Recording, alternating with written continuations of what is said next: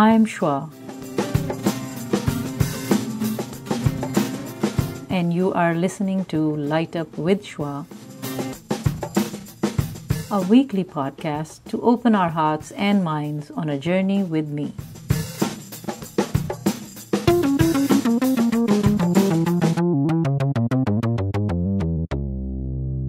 Assalamu alaikum, Lubna. Wa alaikum assalam. Good morning. Good morning to you. How are you doing this morning? Alhamdulillah, I'm fine. Okay, good. Thank you for taking out time. And I would like you to tell me about yourself briefly, who you are, what do you do, whatever you would like to share. Well, you know my name, it's Lubna. I am a mother of two, a son and a daughter. My daughter is older. How old? She is, mashallah, 25. Okay. My son is 9, he just turned 19. Both are doing well, alhamdulillah. As for myself, I consider myself a student of religion and a practicing Muslim, hopefully, inshallah. And as I was growing up, I traveled a lot. And I think that has helped me in not just cultivating my thought processes, my religion, but also in how I deal with people, how I deal with my relationships, and so on. Okay, good.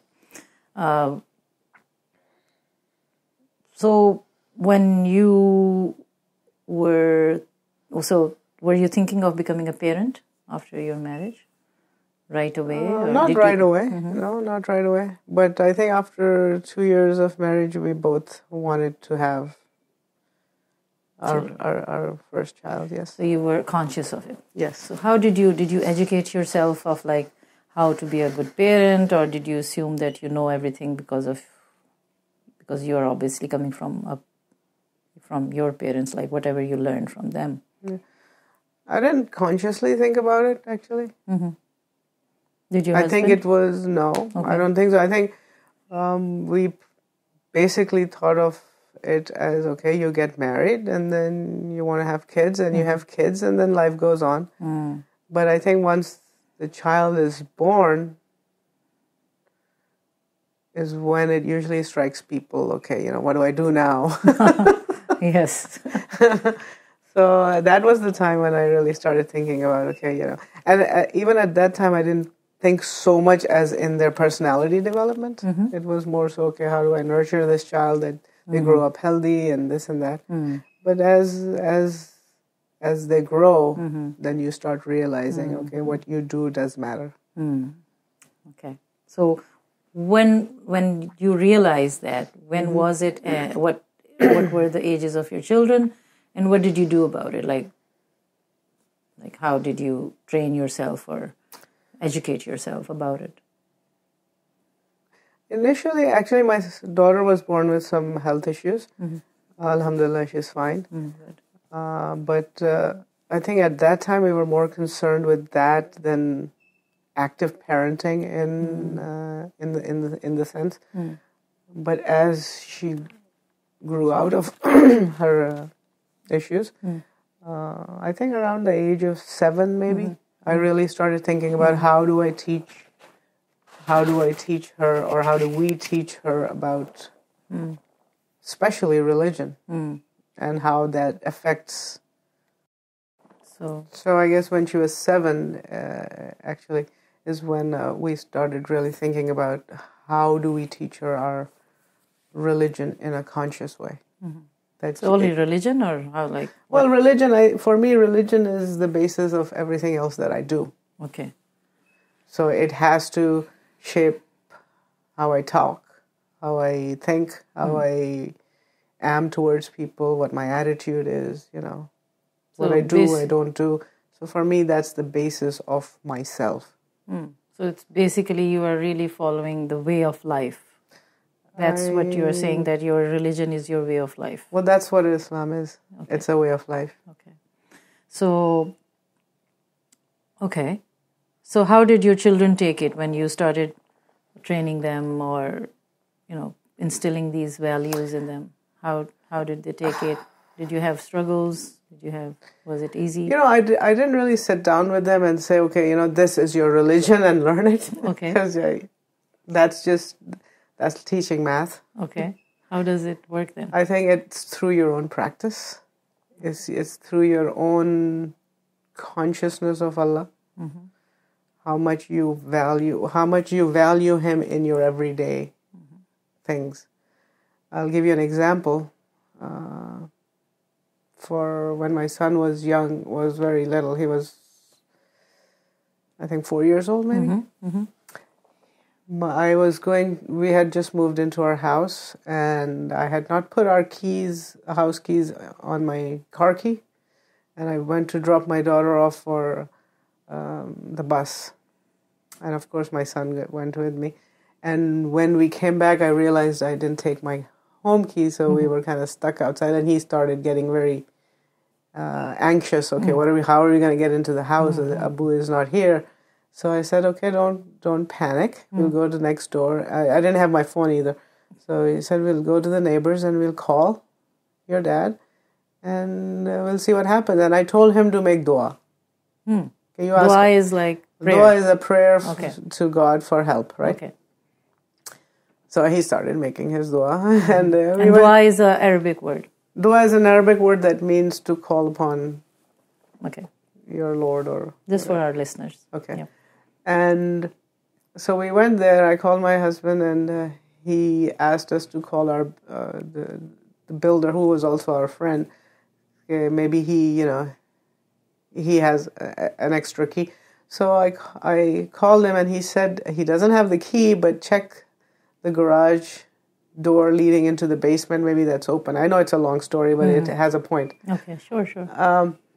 So we went to the garage and I told my son, make dua, the door is open. And sure enough, alhamdulillah, it was open. Okay. So I said, you see, alhamdulillah, it's open. And he was happy about that. I said, now make dua that the other door on the other side is open too.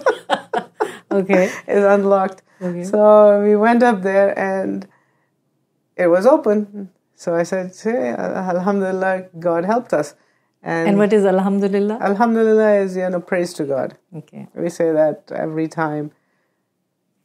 Praise is due, which is all the time. And this is also in which language? Arabic. Okay, sorry.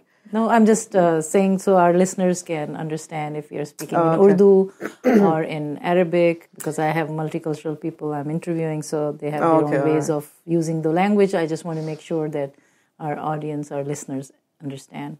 Okay. Thank you. So anyways, we went upstairs and I tried to reiterate to my son that, okay, see, God helped us because you made dua and He facilitated. And he said, but he asked a very good question, my son. He said, but God didn't help. Bob left the door unlocked. Bob is our builder. Bob the builder. And I was struck by that. He said he forgot to lock the door. And I was like, how do I answer that? And thank God, alhamdulillah, it came to my mind. I said, yeah, but who made him forget? And at that moment, I saw that spark of light in his eyes go off. You're right. So I think that was his first connection to God. And since then, I have always taught my kids, and I always taught my daughter also, you do your things, but rely on God. That way He is always in your life. So your ultimate reliance is on Him. That frees you of all other reliances. That's a very, very good story, actually. Thank you for sharing. So onwards then that was his first taste of trusting God, yes. Oh, that's nice. So basically, that's how you have instilled in your children, by your behavior, by your beliefs, by your actions. Right. Okay.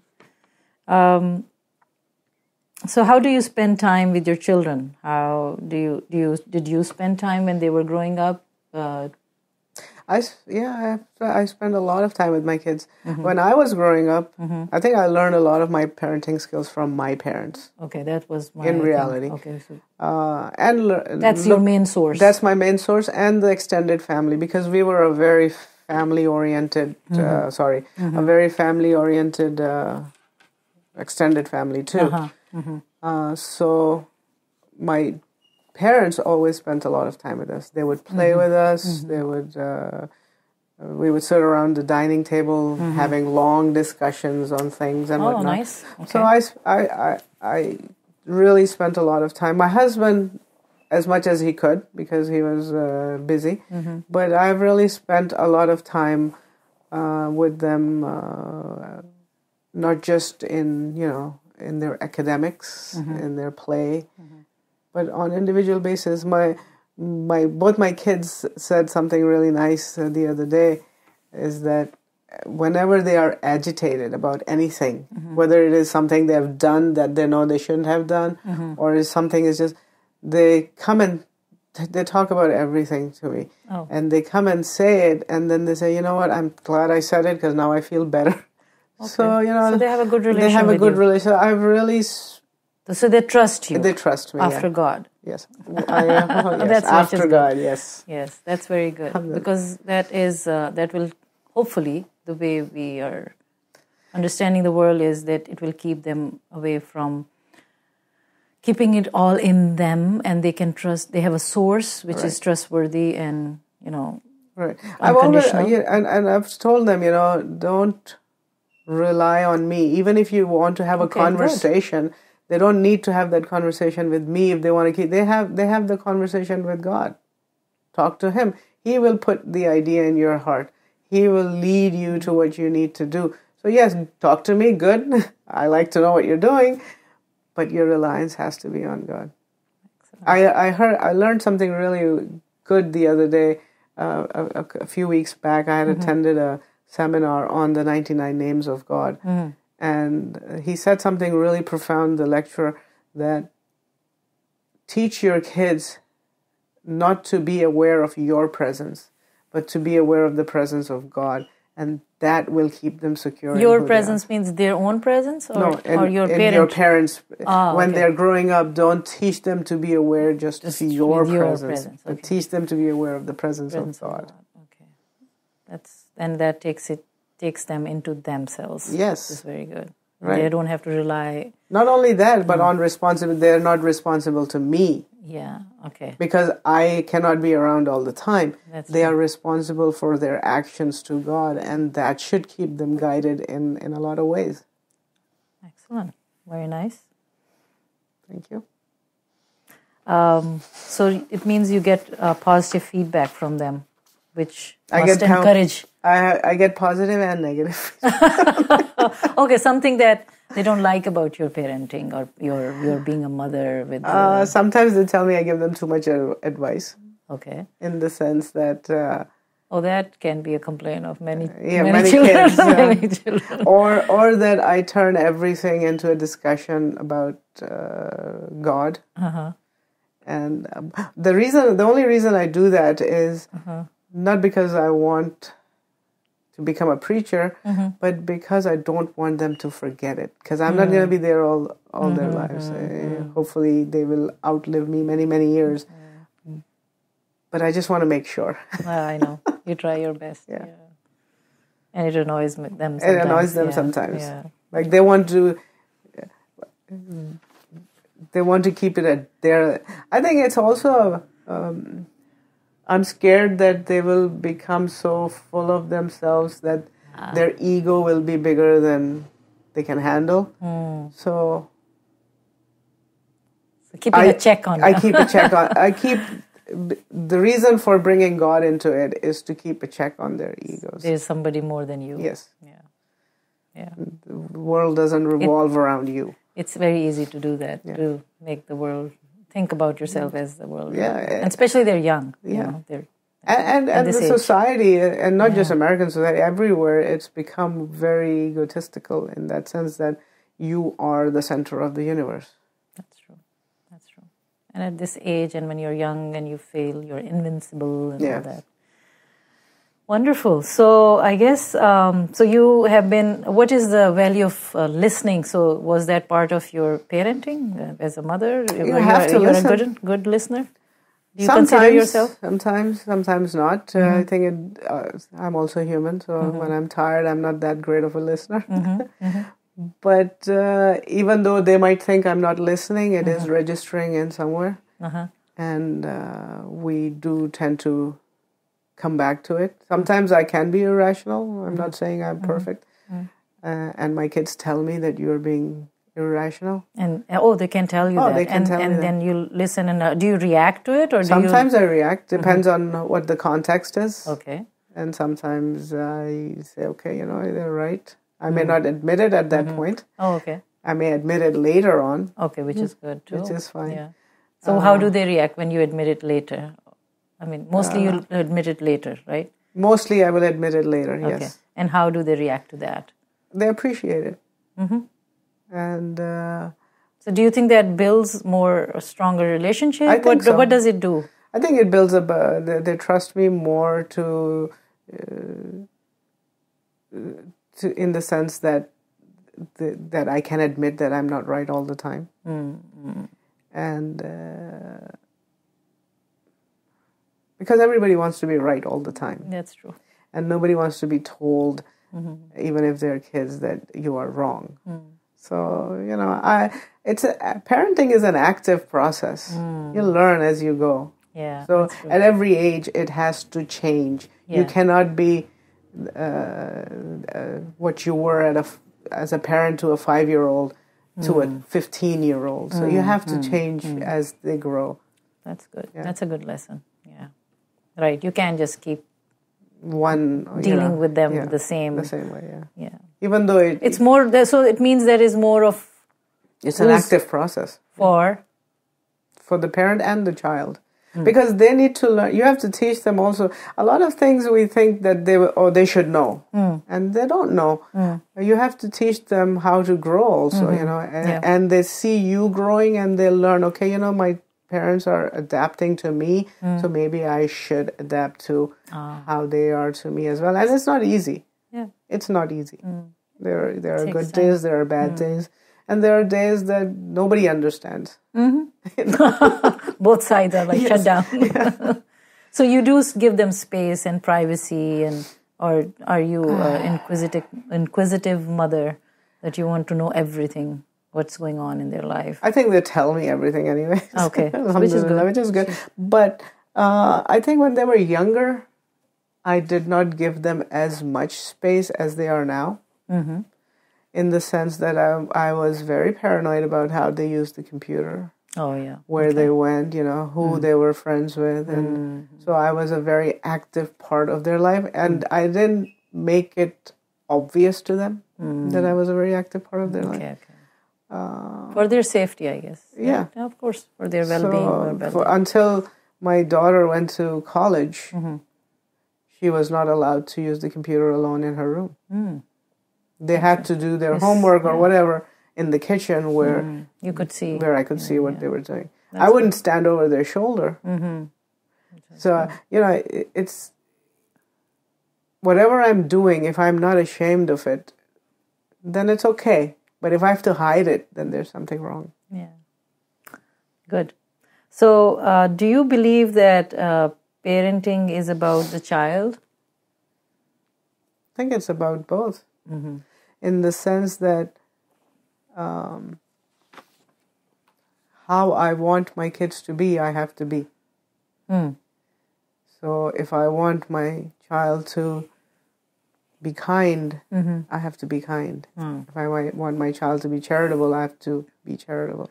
So you train yourself as you want to train your kids. So I think it's beneficial for both. Good, thank you.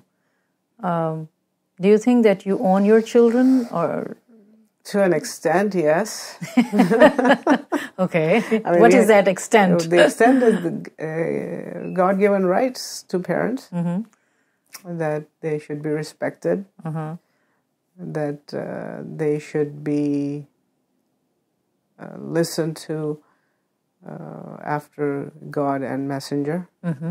Messenger, which messenger? The Prophet Muhammad sallallahu alaihi wasallam. Peace be upon Peace him. be upon him. Yep. And but not owned as a physical property. Okay. Because we don't. Our faith believes I don't even own my own body. It is given to me. So in the same sense, kids are a blessing for us. They're a gift for us from God, and we have to cherish them accordingly. But yes, so it's a source. You are a source of them. You are a source through which they came into this world. Yes. Okay. And so you differentiate. Like, yes, you have responsibilities, and you are, they should respect you, this and that, the other.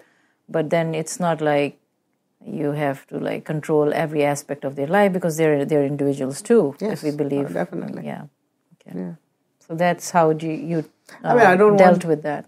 Like, what I learned from my own faith is that kids have a right upon their parents also, and their right upon us is that we nurture them, we cherish them, we give them good names, we give them a good upbringing to become good human beings, and if we don't, we are accountable for that. Okay. Parents are. Yes. Okay. Good. So, are you... Okay, so let's talk about intelligence. I'm sure you think of your children that they are very intelligent, or not? How do you perceive that? I think intelligence is misunderstood. How? In the sense that if I am achieving A's, I'm intelligent. Okay. But I might be a really terrible person. Does that make me intelligent? So if I use my mind and my wisdom, and wisdom is not in the brain, wisdom comes from your heart. Your heart is a connection to the divine, and that it is guided by that. So combine that, and then you become an intelligent person. Okay. Do you believe that intelligence is enough to think? No, I don't think so. So what do you think? Because it is about thinking. I teach at Sunday school also. Okay. So I was teaching my kids. First, I had to learn it myself, obviously. And then I was teaching them how to recognize the human being. What is a human being? How did you do that? So I did a lot of research on it, and there is recent research that shows that the heart has its own neurons. Yeah. It is able to think on its own, aside from the brain, and it has effect on the brain. So that reinforced for me that the heart has divine connection. Okay. And it is, my faith teaches me that it is covered by our ego, which in Quran it's referred to as nafs. And if we align the ego, if the lens of the ego and the lens of the heart through which I view my world are aligned, then I will see clearly. But if my ego is out of whack, it will distort my vision through my heart, and I will not be the individual that I am supposed to be. So until I use my brain neurons and my heart neurons in a way that keeps my ego in line,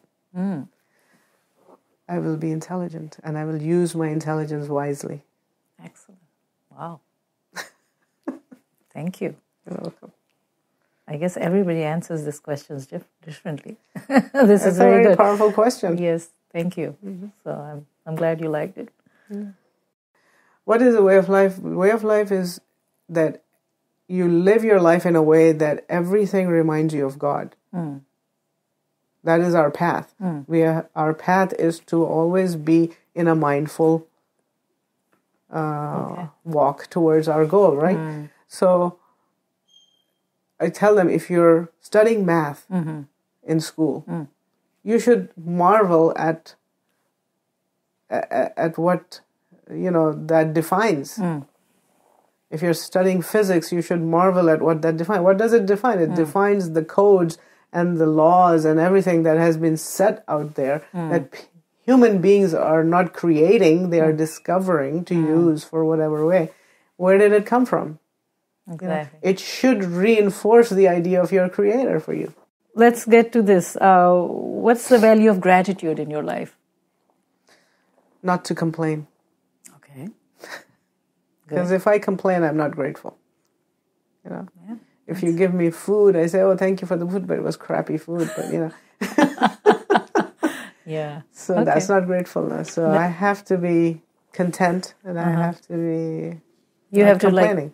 Should be from the bottom of your heart. I guess. Yeah. You really have to mean it. You have to mean it.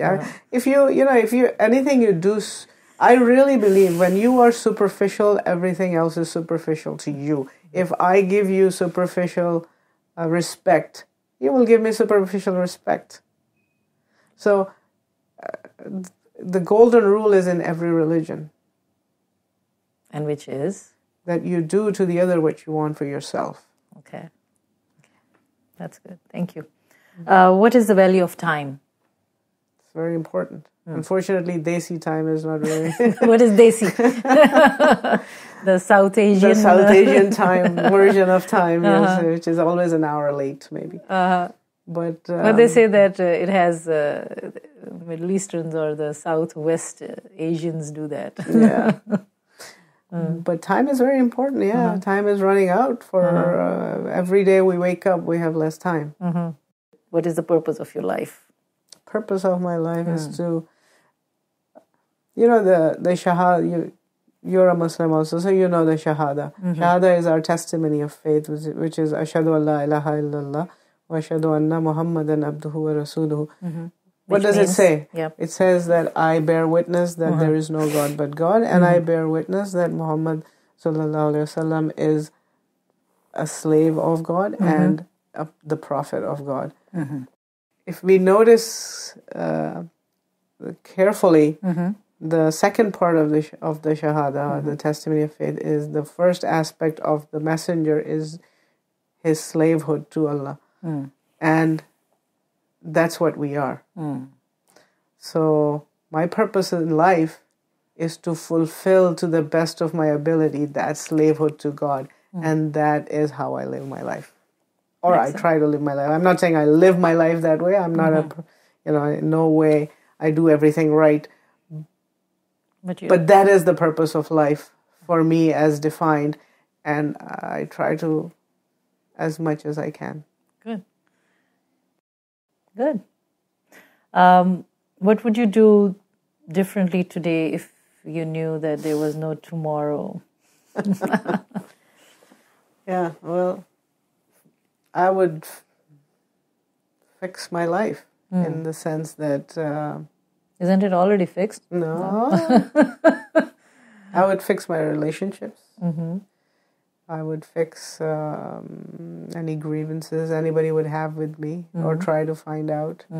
Or if anyone has grievances with me, try to fix those. So you'll do all that in one day, right? As much as I can. Okay. As much or you send, global text messages. Okay. I'm sorry for this and that. Okay. I'm going to die, so I just want to make sure that you all know about it. Yeah. Okay. Or right my wrongs. Okay. Any message of hope before we... never despair. No matter where you are, things change. And always have good expectations of from God, because He is to you as you expect Him to be. Just never give up hope. There is always a tomorrow. There's always a new day. Time moves on. Things change. And Quran tells us, twice God reiterates that after every hardship is ease. And ease does come. Good. In what ways, I don't know, but it does come. Yeah. So coming to my last question. One last thing I want to add to that last question you asked is that the biggest ease is contentment in your heart. If you have that, then no matter what your circumstances, you will handle it. Good. Nice. Nice ending, huh? What lights you up? What lights me up? Listening to a really good lecture. Some people will say that I'm a boring person, but I just can't have enough of that. Okay. Yeah, I can have these kinds of conversations. They light me up. Okay. Oh. See, I light you up, Shwa. Light up with Shwa. So don't forget to subscribe my podcast so that you can be lighted up every week. Every week. Anything that grows you as a person. That I feel that I feel it makes me a better person, lights me up. Lights you. Thank you very much, Lubna. It was wonderful talking to you. Same. Thank you.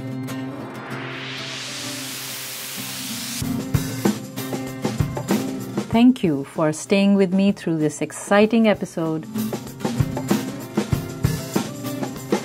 Please don't forget to subscribe and stay tuned for the next episode of Light Up with Shwa.